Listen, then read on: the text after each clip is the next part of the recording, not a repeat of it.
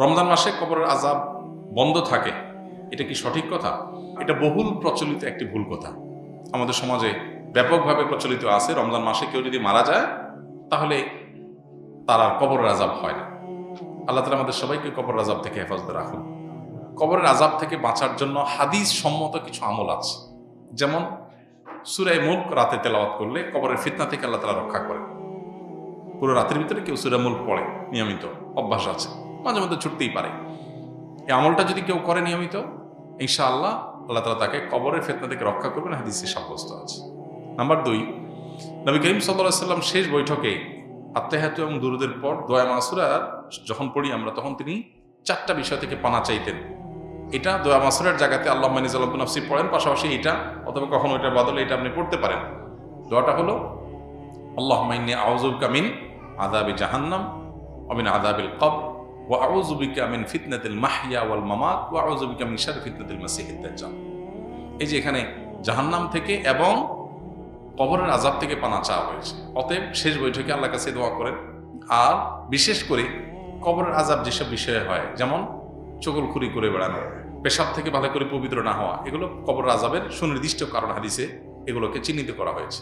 অতএব এগুলোর ব্যাপারে সতর্ক থাকা, এগুলো থেকে বেঁচে থাকার চেষ্টা করা, ইনশাআল্লাহ এই প্রক্রিয়ার মধ্য দিয়ে আমরা কবর আযাব থেকে আল্লাহর কাছে পানা চাইতে পারি। বাকি রমজান মাসে মারা গেলেই কবর আযাব অটোমেটিক বন্ধ এমন না। কেউ যদি খারাপ মানুষ, ফাসিক মানুষ, ওই অবস্থায় তার মৃত্যু হয় রমজানে, তাহলে তার আযাব হতে পারে। কেউ যদি নেককার হয়ে অন্য কোনো মাসেও মারা যায়, তবে কবর আযাব নাও হতে পারে। কবর আযাব হওয়া না হওয়ার সাথে রমজানের সম্পর্ক নেই, সম্পর্ক হলো কিসের? আমলের।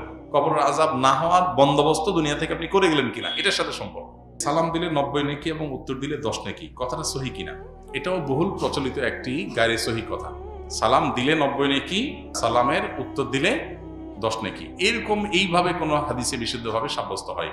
যেটা আছে সেটা হলো, কেউ যদি আসসালামু আলাইকুম বলে তাহলে সে 10 নেকি পাবে, ওয়া রাহমাতুল্লাহ যদি বলে আরো 10 নেকি যোগ হবে, ওয়া বারাকাতুহু বললে আরো 10 নেকি যোগ হবে, তাহলে মোট কত হলো? 30। এটা হাদিস দ্বারা সাব্যস্ত।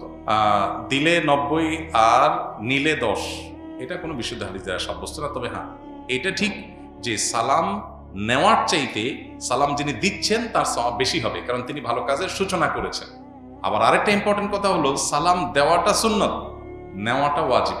দেওয়াটা সুন্নত, নেওয়াটা ওয়াজিব। এখানে ইসলামের একটা সামাজিক সৌন্দর্য দারুণভাবে ফুটে ওঠে। সেটা কি? একজন মানুষ আপনাকে সালাম দিয়েছে, এখন আপনি যদি জবাব না দেন, তার মানে আপনি লোকটাকে ইগনোর করলেন, অপমান করলেন, তার সালামটাকে আপনি ডিনাই করলেন, তাহলে আপনি একটা লোকের কষ্টের কারণ হলেন। এটা আপনি করতে পারেন না। ইসলাম আপনাকে সামাজিক হতে বলেছে। তিনি যদি আসসালামু আলাইকুম বলেন, আপনি সৌজন্যতার খাতিরে ওয়ালাইকুম আসসালাম বলতেই হবে। হ্যাঁ, আপনি কাউকে সালাম দেন নাই, আপনি গুনাহগার না। কেউ দিয়েছে, আপনার এখন সৌজন্যতা রক্ষা করতে হবে। কেউ হাঁচি দেওয়ার পর আলহামদুলিল্লাহ বলেছে, আপনি শুনেছেন, তাহলে আপনার উপর ওয়াজিব ইয়ারহামুকাল্লাহ আপনাকে বলতে হবে। এটা মিন হাক্কিল মুসলিম এবং ইমানের ৭৭ শাখার একটা, যে হাসি দিয়েছে, আলহামদুলিল্লাহ বলেছে, আপনি শুনেছেন, তাহলে জবাব দিবেন। কেন? কারণ লোকটা হাসি দিয়ে যখন আলহামদুলিল্লাহ বলল এবং আপনি শুনতে পেয়েছেন, তাহলে সেক্ষেত্রে আপনি রিপ্লাই করার অপশন যেহেতু আছে, রিপ্লাই যদি না করেন, ব্যাপারটা হলো আপনি অসৌজন্যতামূলক আচরণ করলেন, তাকে আপনি ইগনোর করলেন, অপমানিত করলেন। এটা করতে পারেন না। এই জন্য কারোর সাথে দেখা হলে হাসি মুখে কথা বলতে বলা হয়েছে। হাসি মুখে কথা না বলে মানে আপনি তার দ্বারা বিরক্ত হতে পারেন। হাসি মুখে কথা বললে পজিটিভ অ্যাপ্রোচে কথা বললেন।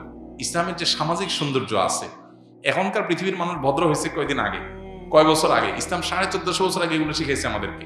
এখন বলে মে আই কামিং স্যার, আমি আসতে পারি? আল্লাহ কোরআনে 1400-1450 বছর আগে শিখেছেন এই জিনিসটা, যে তোমরা কারোর বাসায়, কারোর কক্ষে প্রবেশ করার আগে অনুমতি নাও, অনুমতি দিলে ঢোকো, আর না হলে ফেরত যাও। ইসলামের চাইতে আধুনিক ইচ্ছা, ইসলামের চাইতে বেশি সৌজন্যতা বোধ আর কোথাও কোনো সমাজে কোনো কিছুতেই নাই। অতএব যে ইসলাম পালন করবে তার ভিতরে তার সবাই আছে, আর যার ইসলাম নাই তার হয়তো কিছু থাকতে পারে, আরেকটা নেই, তার দুনিয়া আছে আখিরাত নেই। আর আমরা তো আল্লাহর কাছে দোয়া করব, রব্বানা আতিনা ফিদ দুনিয়া হাসানা ওয়া ফিল আখিরাতি হাসানা। আমাদের বাবা ঢাকা নবাবপুরে বিশিষ্ট ব্যবসায়ী। আমি মাদ্রাসায় পড়তাম। আমার স্মৃতিশক্তি কম থাকায় 2 বছর পরও পরীক্ষা দিতে পারিনি, তাই এখন পড়াশোনা ছেড়ে বাবার ব্যবসায় সহযোগিতা করছি। আমার বাবা দোকানের কর্মচারীদের সাথে ভালো ব্যবহার করেন, কিন্তু আমার সাথে তিনি গালমন্দ করেন, আমাকে ইঙ্গিত করে কষ্ট দিয়ে কথা বলেন, যার ফলে আমার দোকানের কর্মচারীগণ হাসাহাসি করেন। এতে আমি কষ্ট পাই। এক্ষেত্রে আমার বাবার উদ্দেশ্যে কিছু বলুন। প্রথম কথা হলো যে, বাবা যদি কর্মচারীদেরকে কিছু না বলে সন্তানকে কিছু বলে, তাহলে ধরে নিতে হবে যে সন্তান আপন হওয়ার কারণে তার সংশোধনের জন্য নিজস্ব লোক হিসাবে বলে। আরেকজনের সন্তানকে আরেকজনের বা ভাইকে, ব্রাদারকে, অন্য ঘরের মানুষকে শাসন করতে ইতস্তত বোধ করেন, কিন্তু নিজের সন্তানকে শাসন করেন। যে অনেক সময় দেখা যায় যে নিজের সন্তানকে বেশি শাসন করা হয়, এটা স্বাভাবিক। যিনি প্রশ্ন করেছেন তাকে বলতে চাই, আপনার বাবা আপনাকে একটু বেশি শাসন করেন, দোকানের অন্য কর্মচারীদেরকে শাসন করেন না। এটা আপনি ঘরের লোক হওয়ার কারণে। কারোর ছেলে বিড়ি খায়, কেউ তাকায়ও না, নিজের ছেলেটা বিড়ি খাইছে দেখলে শাসন করে, এটাই তো স্বাভাবিক। বরং তবে আপনি যেটা বলেছেন গালমন্দ করার কথা, সেটা যদি সত্যি আপনার বাবা করে সেটা অন্যায়। অনেক বাবা আছেন যারা সন্তানদেরকে শাসনের নামে গালমন্দ করেন, মুখ খারাপ করেন, রূঢ় আচরণ করেন, এবং তারা মনে করেন তারা বাবা, তারা মা, তারা যা খুশি তা করবেন। জি না, এত সহজ না। আল্লাহ সুবহানাহু ওয়া তাআলার কাছে আমরা সবাই মুকাল্লাফ, আল্লাহর কাছে আমরা সবাই বান্দা, গোলাম। সো সন্তানের সাথেও আমার আচরণটা সুন্দর হতে হবে। আপনি সন্তানের সাথে যাচ্ছে তা আচরণ করতে পারেন না, শাসনটাও শিখতে হবে। এই যে ভালো প্যারেন্টিং, ভালো অভিভাবকত্ব, এই বিষয়টার সাথে একজন মানুষের ইবাদতের সম্পর্ক সুনিবিড়। অভিভাবক হয়েছেন দেখে সন্তানকে যা খুশি বলে তা বলতে পারেন না। পাশাপাশি বাবাদের, মায়েদের এটাও খেয়াল করা দরকার যে নিজের সন্তানকে শাসন বেশি করবেন সেটা যেমন সত্য, আপনার আচরণ, ভালো আচরণ পাওয়ার হকদার অন্য লোকের চাইতে আপনার পরিবারের লোক আরো বেশি, সেটাও সত্য। অতএব এখানে ব্যালেন্স করার একটা ব্যাপার আছে, যেটা সন্তান হিসাবে বাবার এটাকে পজিটিভলি নেওয়া যতক্ষণ পর্যন্ত শরীরে ভায়োলেশন না হয়। আবার বাবা হিসাবে শাসন করার পাশাপাশি সোহাগ, স্নেহ অন্য যে কারোর চাইতে আপনার সন্তানকে আপনার বেশি করতে হবে, কারণ সবচাইতে কাছের রক্তের সম্পর্কে আত্মীয় সে। এই জন্য বাবাদেরও সেটা খেয়াল করতে হবে, যেটা অনেক সময় আমরা করি না। উভয়কে আল্লাহকে ভয় করে চলতে হবে।